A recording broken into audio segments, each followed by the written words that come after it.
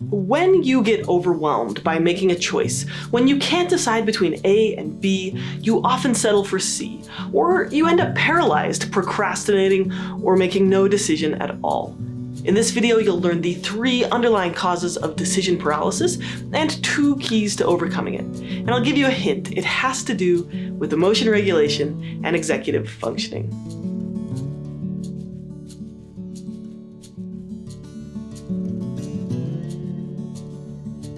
Hey, if you want to learn more about how to work through intense emotions and how to get better at tolerating those big, scary emotions, check out my How to Process Your Emotions course. It's about 10 hours of content taking you through the step-by-step process of working through big emotions, resolving them, and coming to a greater sense of peace and self-control. The link is in the description if you'd like to learn more.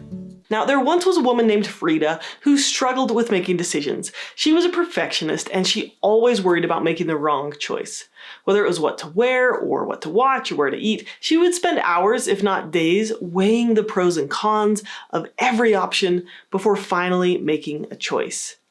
Now, the tendency to overthink things became a real problem for Frieda as she got older. Decision paralysis was holding her back in life. She couldn't commit to a career, a relationship, or even a simple outing with her friends because she couldn't decide what to do.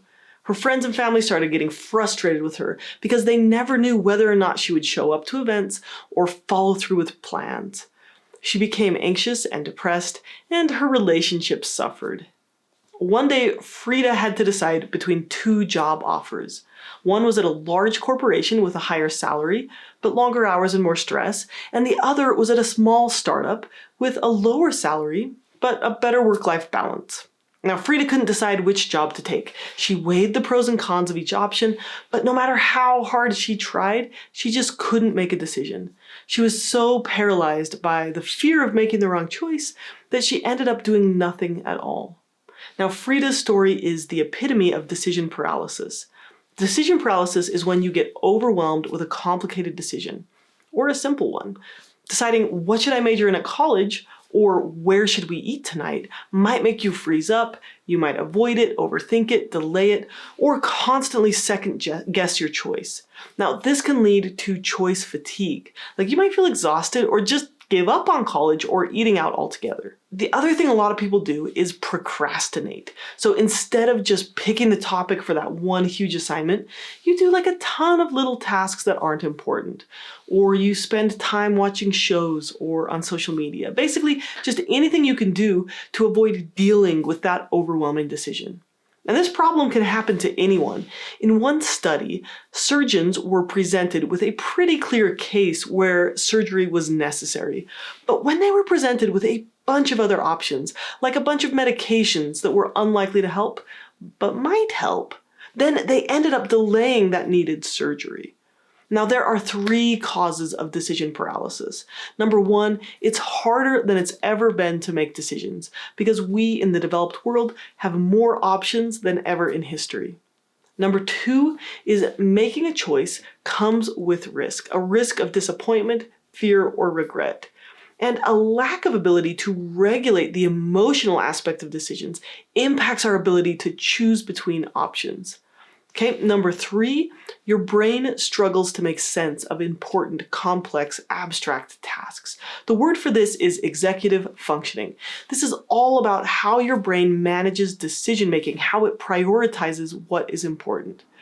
The average human has a hard time evaluating so much information, but for a lot of people with depression or anxiety, and especially ADHD, executive functioning issues can make it extra hard. Okay, so now let's talk about how to stop overthinking decisions. Okay, so first let's address the problem with having too many options. Barry Schwartz has spent years studying this, and here's a clip from his excellent TED Talk. Now, previous to this clip, he describes how he used to just buy the only pair of jeans that were available because there really was only one option. But recently he needed a new pair and was bombarded with all the options. Tapered, straight leg, boot cut, slim fit, button flyer zipper, and washed or distressed, and so on and so on. So he spent an hour trying them all on, got the best fitting jean of his life, and was still less satisfied than before because these genes weren't perfect. There were just so many other options. So let's hear what he has to say about how this impacts our mental health. Buying a bad fitting pair of jeans when there is only one kind to buy is that when you are dissatisfied and you ask why, who's responsible? The answer is clear. The world is responsible. What could you do? When there are hundreds of different styles of jeans available and you buy one that is disappointing and you ask why, who's responsible? It is equally clear that the answer to the question is you. You could have done better. With 100 different kinds of jeans on display, there is no excuse for failure. And so when people make decisions, and even though the results of the decisions are good, they feel disappointed about them, they blame themselves. Clinical depression has exploded in the industrial world in the last generation. I believe a significant, not the only, but a significant contributor to this explosion of depression and also suicide is that people have experiences that are disappointing because their standards are so high, and then when they have to explain these experiences to themselves, they think they're at fault. And so the net result is that we do better in general, objectively, and we feel worse. Okay, so the more options we have, the less satisfied we may feel. When we become aware of this paradox, we can intentionally counteract it. You could say something like, I've got lots of good options, every outcome will be okay. And then just practice appreciation for the good things you have, even if they're not perfect. Like a startup job or a new pair of jeans. Even something as simple as a zipper is a pretty marvelous invention if you take the time to appreciate it. Okay, second, if you're struggling to make a decision, it's very likely that you're afraid of something. Now, I'm a therapist, so of course I'm going to say that the most important key to decision paralysis is to face the emotional problem first.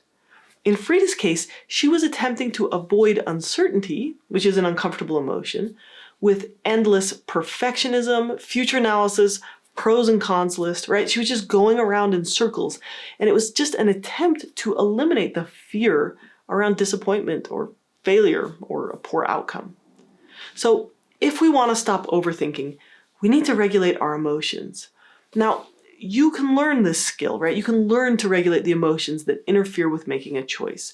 So start by just asking yourself, can you identify what you're afraid of? Are you afraid that you'll regret your dinner choice? Are you afraid that you'll choose the wrong career and be stuck forever? Like, what is your fear? Just get super clear on it, write it down, and then ask yourself, if that fear really happened, how would you manage it? Visualize it. If you ate someplace terrible, could you tolerate the regret? If you chose the wrong career, could you try a different one? And then accept that there are no perfect decisions. Like, making a decision comes with risk. Life comes with risk. Choosing to take no risks in life comes with a very high risk of being disappointed and lonely. For example, if you're afraid to choose a major, you'll end up working at the only available jobs at your education level. Life will choose for you if you don't. Okay, next, just acknowledge that delaying decisions, procrastination, or getting frozen in indecision are all actually about risk avoidance. So when you're uncomfortable, when decisions are uncomfortable, you have two options to try to manage your discomfort. Option number one is to put tons and tons of effort into never making the wrong decision. Like Frieda here, right? Try to be perfect with your decisions. Try to avoid all discomfort by doing everything right. Does this sound a bit like toxic perfectionism to anyone? Right? Trying to never ever make the wrong decision leads to constant rumination, regret, and paralysis about choices. So what's the other option? Option two is getting really comfortable with making imperfect decisions. Confident people aren't more likely to be right, they're more willing to make imperfect choices. Forward progress includes mistakes and less than perfect outcomes. Tolerating imperfection is a skill that can be learned. So for example, Ryan and I, we often have a hard time deciding what to do on a Saturday with our 4 little kids. Children's museum? Too crowded. Out to eat? The kids will make a mess. Park? It's freezing outside. We get stuck because we don't really want to face the reality. Doing things with our kids is going to involve discomfort. There's going to be some crying, some lost shoes, some messes, some cold kids. And some fun, some adventure, some memories and opportunities to grow. So in this situation, the solution isn't choosing the perfect, easy, comfortable outing with kids. It's actually just picking anything and getting really good at being resilient. It's going with the flow. It's accepting the messiness of it all as being fused with the joy of it. And when you have made a decision, just celebrate your good decisions. Remind yourself of them. This is how you build self-confidence. So here's 3 little mantras to get you through the fear of making a decision. Number 1, any decision is better than no decision. There is risk in making no decisions. Something or someone else will decide for you. Create power over your own life by choosing to make a decision. Number 2, done is better than perfect. Number 3, look forward, not back. People are actually happier when a choice is final, when they can't go back and change it. When you constantly second guess a decision and ruminate on the what ifs, you make yourself miserable. Don't look back, look forward. If you didn't like that restaurant, say, I'll try Bombay House next time. If you stayed too long in a bad relationship, say, I'll learn from that to have better boundaries next time. Okay, so let's get back to Frieda. One day, Frieda's best friend sat her down and had a heart-to-heart with her. She reminded Frieda that there is no such thing as a perfect decision, and that sometimes you just have to take a leap of faith and go with your gut. Frieda realized that her friend was right. Making a decision was hard, but making no decision was worse. So she decided to take the job at the startup. And though it wasn't the perfect choice, it ended up being the best decision she ever made. She was happier, more fulfilled, and her relationships with loved ones improved. From then on, Frieda learned to accept uncertainty and to just make a decision, even if it wasn't perfect. Okay, so now that we've talked about the emotion regulation aspect of overthinking, the second key to stop overthinking decisions is about executive functioning. Now, making big decisions with lots of moving parts can overwhelm our brain circuits. Our brains are not quite prepared for the difficulties of the modern world. Executive functioning is the mental skill of organizing big pieces of information. It includes working memory, which is how many ideas we can hold in our head at once. It includes organization, planning, self-control, prioritization, time management, and flexibility. Now, because executive functioning is a kind of complex topic, I'm saving it for the next video in this series. Okay, so I just gave you a ton of information about overthinking decisions. Let's summarize. You have more decisions than ever, which leads to higher expectations and more disappointment. It's hard to make decisions because you're afraid of making the wrong choice and being disappointed.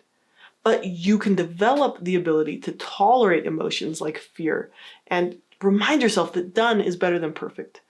You can learn the skills to handle imperfect decisions and still be okay and let go of regret.